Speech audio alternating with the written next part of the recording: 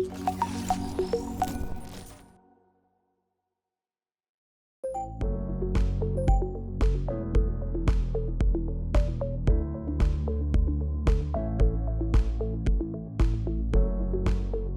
안녕하세요. 아나운서 박지민입니다. 인공지능 시대의 스피치 교육.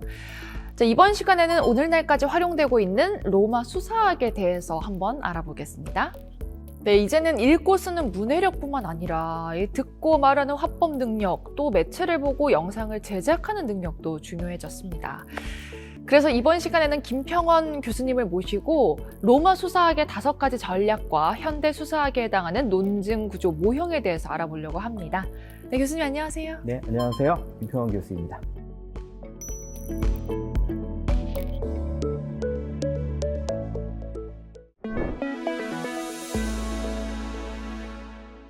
교수님, 이 로마 수사학은 사실 생소하거든요. 근데 로마 수사학에도 아리스토텔레스와 레토리케 같은 유명한 전략이 있나요? 네, 물론 있습니다. 네, 로마 수사학은 키케로의 5 캐넌스, 즉 5가지 규범이 유명합니다. 5가지 규범은 뒤에 퀸틸리아누스에 의해서 정교하게 다듬어져서 수사학 교과서 형태로 정리가 되었습니다. 5 캐논이면은 대포 5문 이렇게 오해할 수 있을 것 같아요. 19세기 전까지 캐논은 대포라는 뜻과 갈대, 즉 정석이라는 규칙, 이런 뜻 2가지로 쓰였는데요. 혼동이 많이 되니까 19세기 이후에는 이걸 구분하기 위해서 대포를 뜻할 때는 n을 하나 더 추가했습니다. 아, 그러네요. 근데 제 기억에는 그 키케로주의를 부정적인 의미로 배웠던 것 같은데요. 네, 키케로주의를 이렇게 부정적으로 사용할 때는 실생활과 관련이 없는 학교 교육, 그런 걸 키케로주의라고 했죠. 근데 원래 키케로주의는 로마 시대 키케로의 생각이 아닙니다. 그 르네상스라고 하는 14세기부터 16세기에 키케로의 문장을 가장 뛰어난 것으로 숭상하고, 키케로의 작품이라면 무조건 암송하고 인용하는 것, 이것이 키케로주의라고 합니다. 아, 그럼 키케로의 생각을 비판하는 게 아니라 맹목적으로 키케로를 추앙하는 것을 비판한 거네요. 네, 그렇죠.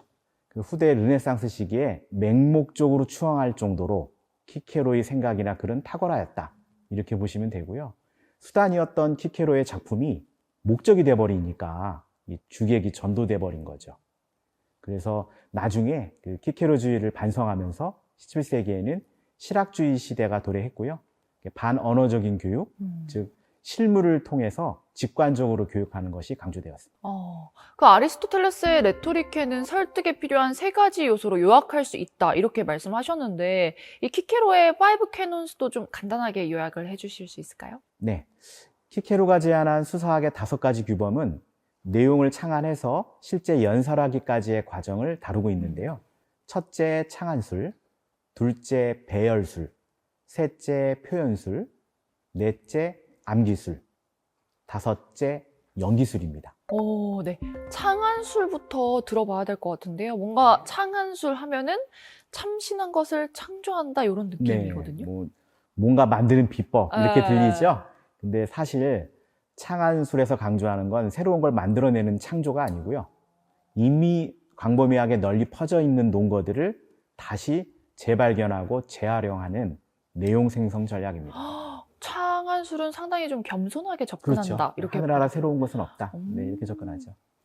창안 단계는 설득력을 극대화하기 위해서 말할 내용과 그 방법에 대한 아이디어를 말하는 사람의 관점, 듣는 사람의 관점, 메시지 자체의 관점에서 복합적으로 검토하면서, 그러니까 브레인스토밍을 하는 겁니다. 이 과정에서 물론 에토스, 로고스, 파토스를 모두 고려해야겠죠. 이 창안은 오늘날에도 공부를 하고 있는데요. 국어과에서 화법과 작문 과목에서 내용 생성 전략으로 계승되고 있습니다. 그럼 배열 단계는 창안한 것을 배열하는 건가요? 네, 맞습니다. 배열 단계는 설득력을 극대화하기 위해서 텍스트를 구성하는 전략인데요. 우리가 흔히 알고 있는 서론, 본론, 결론 3가지죠. 그러니까 3배열입니다. 그런데 로마 수사학에서는 4배열과 6배열을 좀 많이 강조했어요. 4배열은 서론, 진술부, 논중부, 결론, 이렇게 4덩어리고요. 6배열은 논중부를 다시 좀 잘게 쪼개서 논점 정리와 분류, 논증, 반박, 이렇게 3가지로 더 세분한 것입니다. 그럼 배열술에도 아리스토텔레스의 레토리케가 모두 관련이 있나요? 네. 맞습니다. 배열술에도 에토스, 로고스, 파토스 모두 작동합니다. 특히 로고스와 파토스를 잘 배분해야 됩니다. 이 로마 수사학은 발표할 내용을 창안하여 배열하고 표현하는 과정을 정리하는 것 같은데요. 그럼 표현 단계는 실제로 말하는 것과 관련이 있겠네요. 네. 표현술은 배열한 내용을 잘 전달하는 것이죠. 그래서 말 또는 문장으로 발전하게 되는데요. 창안하고 배열한 준비 단계를 실제 담화로 만들어내잖아요. 그래서 결국은 수사학과 문학이 만나는 지점이기도 합니다. 그럼 표현술은 오늘날에 어떻게 반영이 됐을까요? 오늘날 국어 교과서에서 화법과 작문에서 다루는 표현 전략과 관련이 있고요. 문학에서는 당연히 창작과 관련이 있습니다.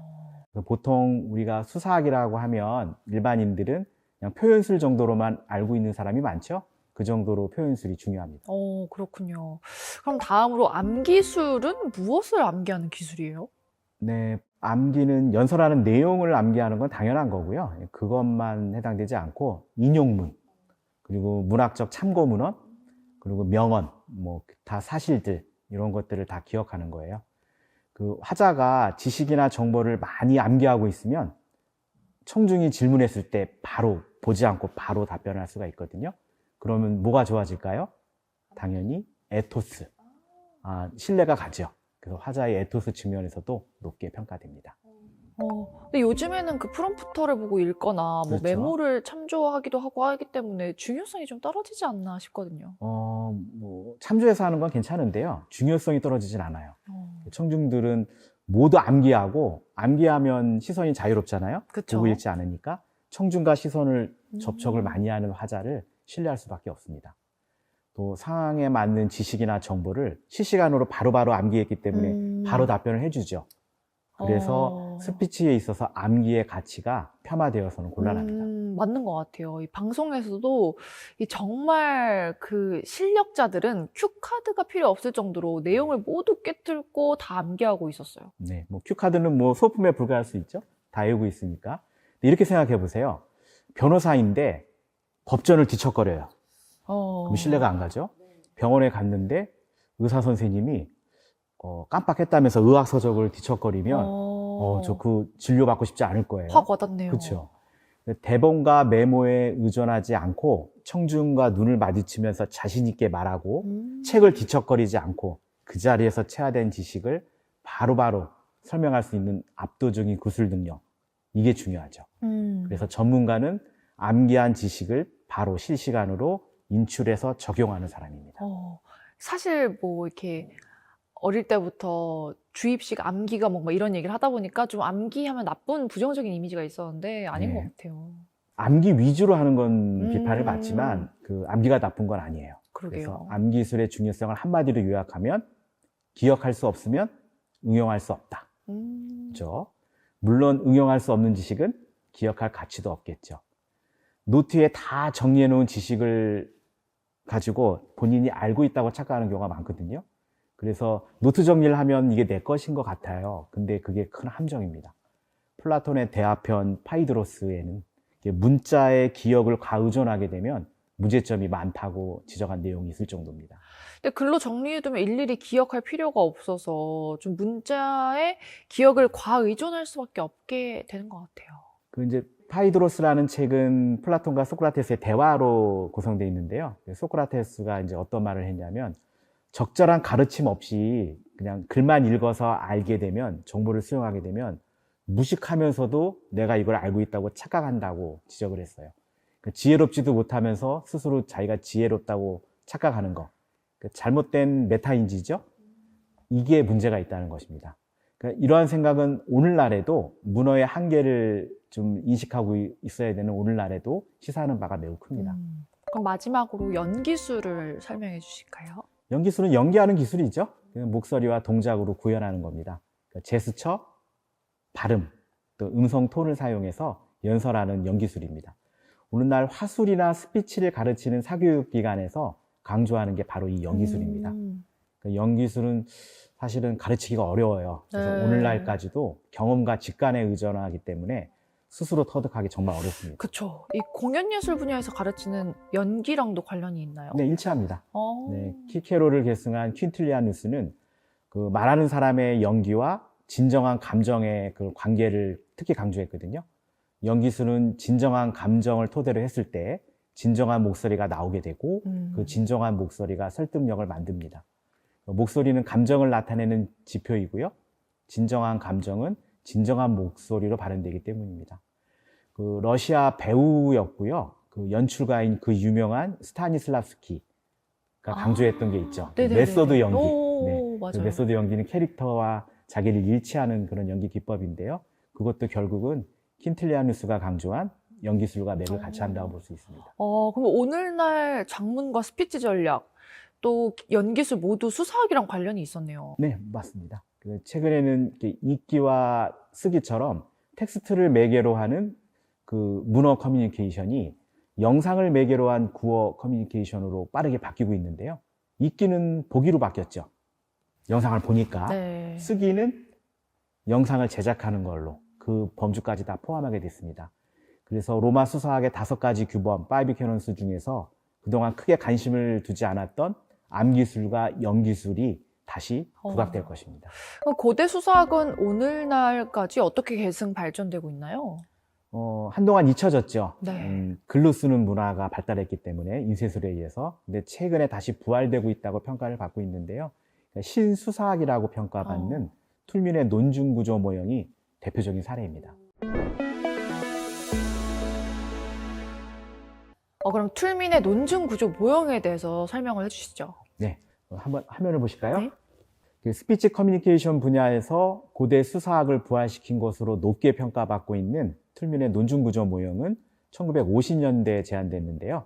화면에 도식을 잘 보시면 주장, 즉 클레임이죠. 이 주장을 뒷받침하는 근거, 즉 데이터죠. 이것을 이미 확실하게 증명된 명제가 보증, 즉 워런트해주는 방식으로 논리를 짜는 방법입니다. 이 툴민의 논증 구조는 이미 확실하게 검증된 명제를 새로운 주장을 뒷받침하는 도구로 활용한다는 점에서 매우 실용적이죠.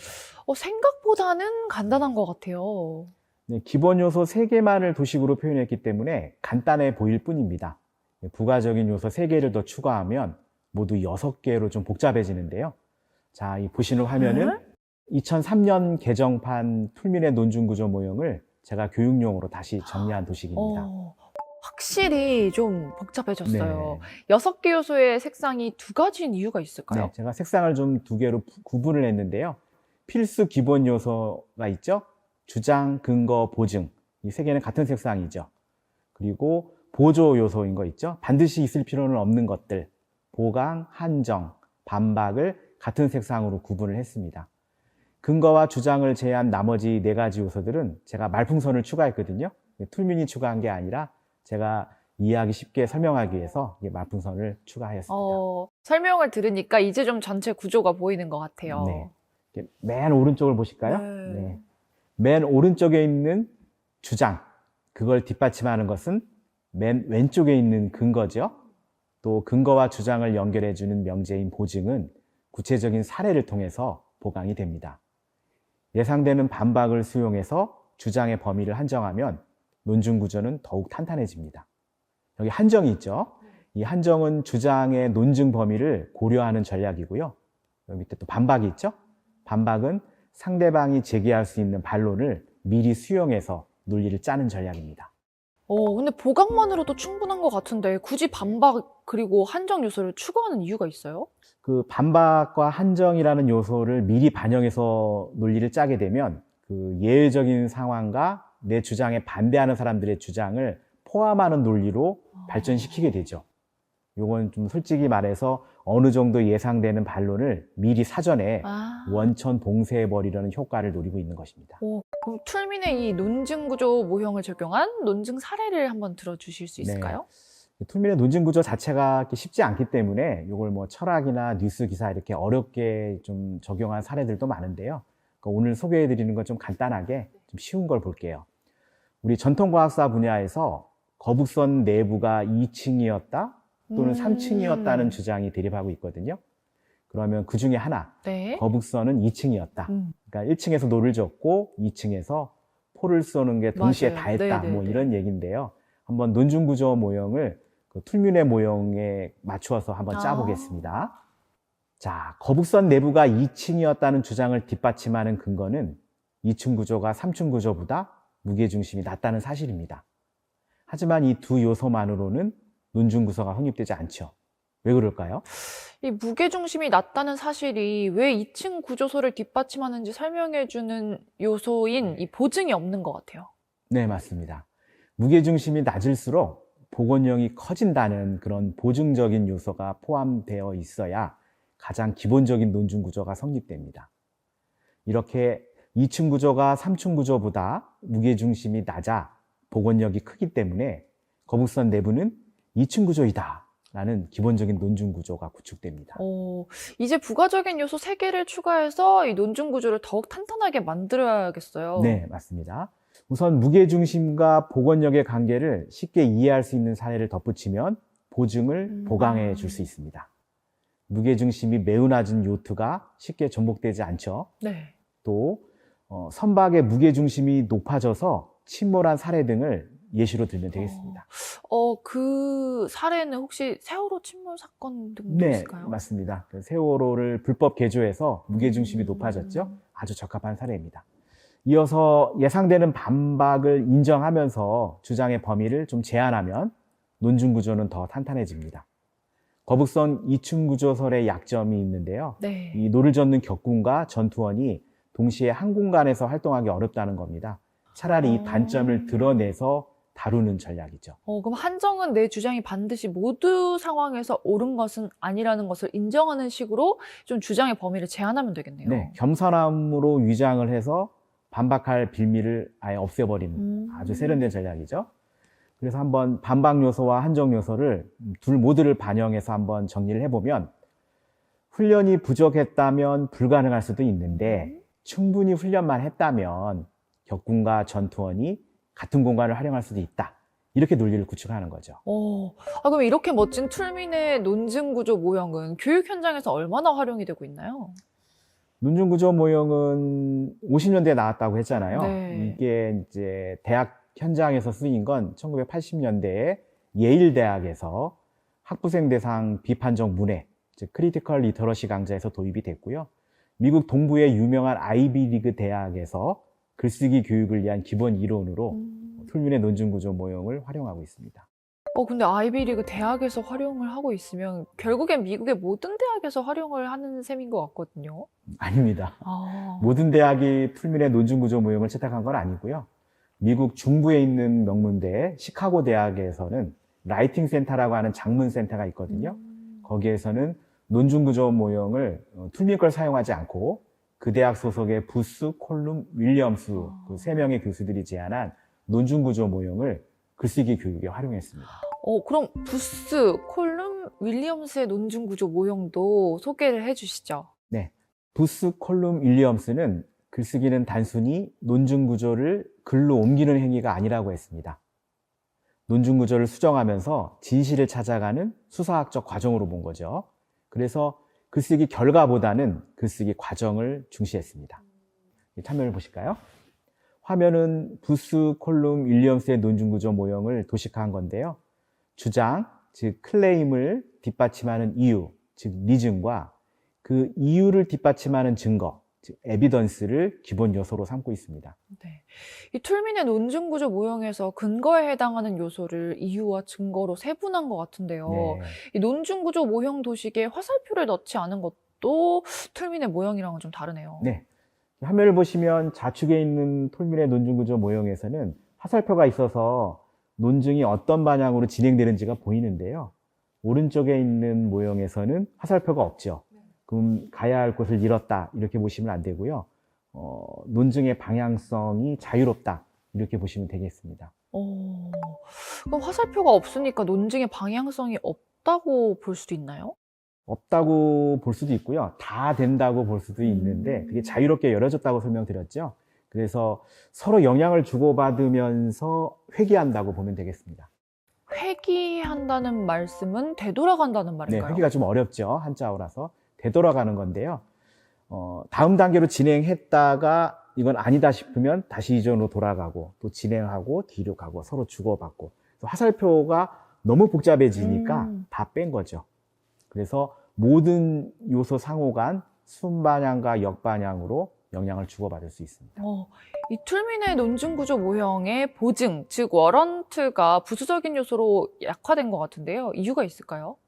툴민의 논증구조 모형에서 필수 요소였던 보증, 즉 워런트는 너무 뻔한 전제인 경우가 있죠. 그래서 차라리 그래서 명시적으로 드러내지 않은 경우가 많기 때문에 부스콜룸 윌리엄스의 논증구조 모형에서는 주장과 이유를 연결하는 원칙 정도로 간주하고 부수적인 요소로 약화시켜 버렸습니다. 그러고 보니 한정 요소도 없어졌네요. 네, 주장의 범위를 제한하는 한정 요소 역시 논증의 완성도를 높여주기보다는 반대로 논증을 약화시키는 역효과를 일으킨 경우도 많았거든요.